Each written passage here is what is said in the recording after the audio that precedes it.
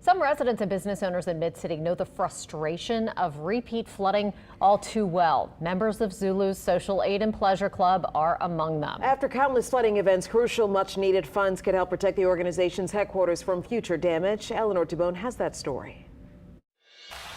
It wasn't just a little water. It was 4 feet. This was Zulu's headquarters in 2017. I'm standing here on Broad Street in front of the Zulu Social Aid and Pleasure Club.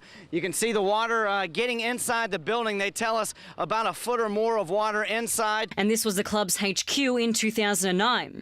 The building has flooded repeatedly. For every flooding event outside of Hurricane Katrina, it's documented that this property took on between 1 and 2 feet of water, probably at as high as 3 feet. We flooded out. Man, look, we done lost our club, and if you look across the street, our souvenir shop, both of them are underwater. Flood damage continually causing problems for the building on Broad Street. Got out 4 feet of sheetrock, replaced molding. Zulu President Elroy James says the constant flooding is running up costs. Because of the repeated flooding issues that this property has experienced, we also experienced escalated insurance costs, which deprived the organization of limited resources to put back in the community, do our Toys for Tots drive, our basketball giveaway programs, even more our carnival activities. Just around the corner on Orleans Avenue.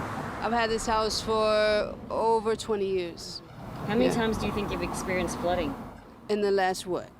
A couple months or what? Last 2 years, probably close to over half a dozen times. I spoke to several residents on Orleans Avenue and all of them say they're not strangers to flooding. One person says she lost her car when this roadway flooded. This video shows how high floodwater has been over here. Kelly Jones says when it rains, she moves her truck because they can get 3 feet or more of water. Sometimes it'll go up to 4, depending on the traffic moving through. It'll push it to the house. As for Zulu's HQ, reprieve is on the way. In 2020, they got $340,000 in FEMA funding to raise the building. Elroy acknowledges it's taken a long time to get through procedural processes. Had to get FEMA approval regarding architect plans. There were some adjustments that had to be made regarding the plans because this area is designated historical area. But finally, 4 years later, work is slated to start next month. Eleanor Tabone, WWL, Louisiana. Zulu's president says construction should be done and ready for next Mardi Gras. He says the building will be lifted 3 feet and 6 inches.